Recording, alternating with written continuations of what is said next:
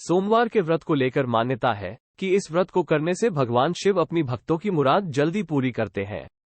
सोमवार का दिन भगवान शिव को समर्पित है, इसलिए इस दिन भगवान शिव की पूजा और व्रत करने का महत्व और ज्यादा बढ़ जाता है। यदि आप सोमवार के व्रत करते हैं तो आपको सोमवार व्रत कथा पढ़ना बेहद जरूरी है, क्योंकि इसके बिना आपका व्रत अधूरा माना जाता है। आइए जानते हैं सोमवार व्रत कथा। देवों के देव महादेव बहुत ही भोले माने जाते हैं, इसलिए उनका एक नाम भोलेनाथ भी है। पौराणिक मान्यता अनुसार भगवान शंकर को प्रसन्न करने के लिए किसी भी तरह के खास विशेष पूजन की आवश्यकता नहीं होती, क्योंकि कहा जाता है कि वो तो भोले हैं और भक्त की मन से की गई क्षणिक मात्र की भक्ति से ही वह प्रसन्न हो जाते हैं। अगर आप भी शिव की भक्ति और कृपा पाने के लिए सावन के सोमवार का व्रत करते हैं तो इस कथा से भोलेनाथ को प्रसन्न कर सकते हैं। साहूकार को मिला संतान प्राप्ति का वरदान। एक बार किसी एक नगर में एक साहूकार था। उसके घर में धन की कोई कमी नहीं थी, लेकिन कोई संतान न होने के कारण वो बहुत दुखी था। संतान प्राप्ति के लिए वो हर सोमवार को व्रत रखता था और पूरी श्रद्धा के साथ शिव मंदिर जाकर भगवान शिव और माता पार्वती की पूजा करता था। उसकी भक्ति देखकर एक दिन मां पार्वती प्रसन्न होकर भगवान शिव से साहूकार की मनोकामना पूर्ण करने का निवेदन किया।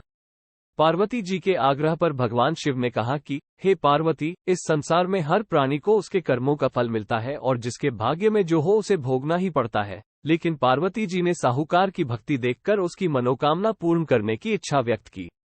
माता पार्वती के आग्रह पर शिव जी ने साहूकार को पुत्र प्राप्ति का वरदान तो दिया, लेकिन उन्होंने बताया कि यह बालक 12 वर्ष तक ही जीवित रहेगा।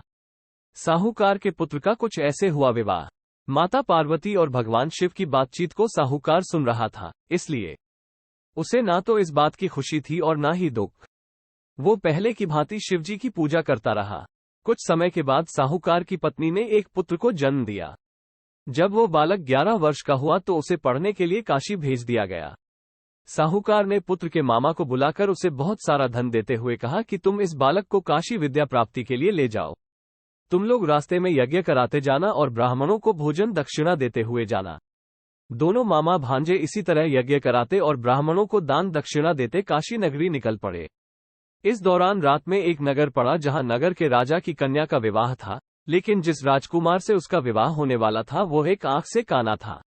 राजकुमार के पिता ने अपने पुत्र के काना होने की बात को छुपाने के लिए सोचा क्यों न उसने साहूकार के पुत्र को दूल्हा बनाकर राजकुमारी से विवाह करा दूं। विवाह के बाद इसको धन देकर विदा कर दूंगा और राजकुमारी को अपने नगर ले जाऊंगा। लड़के को दूल्हे के वस्त्र पहनाकर राजकुमारी से विवाह करा दिया गया। साहूकार के पुत्र के निकले प्राण। साहूकार का पुत्र ईमानदार था। उसे यह बात सही नहीं लगी, इसलिए उसने अवसर पाकर राजकुमारी के दुपट्टे पर लिखा कि तुम्हारा विवाह तो मेरे साथ हुआ है, लेकिन जिस राजकुमार के संग तुम्हें भेजा जाएगा वो एक आंख से काना है। मैं तो काशी पढ़ने जा रहा हूँ। जब राजकुमारी ने चुन्नी पर लिखी बातें पढ़ी तो उसने अपने माता पिता को ये बात बताई। राजा ने अपनी पुत्री को विदा नहीं किया, फिर बारात वापस चली गई। दूसरी ओर साहूकार का लड़का और उसका मामा काशी पहुंचे और वहां जाकर उन्होंने यज्ञ किया। जिस दिन लड़का 12 साल का हुआ उस दिन भी यज्ञ का आयोजन था। लड़के ने अपने मामा से कहा कि मेरी तबीयत कुछ ठीक नहीं है। मामा ने कहा कि तुम अंदर जाकर आराम कर लो। शिवजी के वरदानुसार कुछ ही देर में उस बालक के प्राण निकल गए। मृत भांजे को देख उसके मामा ने विलाप करना शुरू किया। संयोगवश उसी समय शिवजी और माता पार्वती उधर से जा रहे थे। पार्वती माता ने भोलेनाथ से कहा, स्वामी, मुझे इसके रोने के स्वर सहन नहीं हो रहा, आप इस व्यक्ति के कष्ट को अवश्य दूर करें।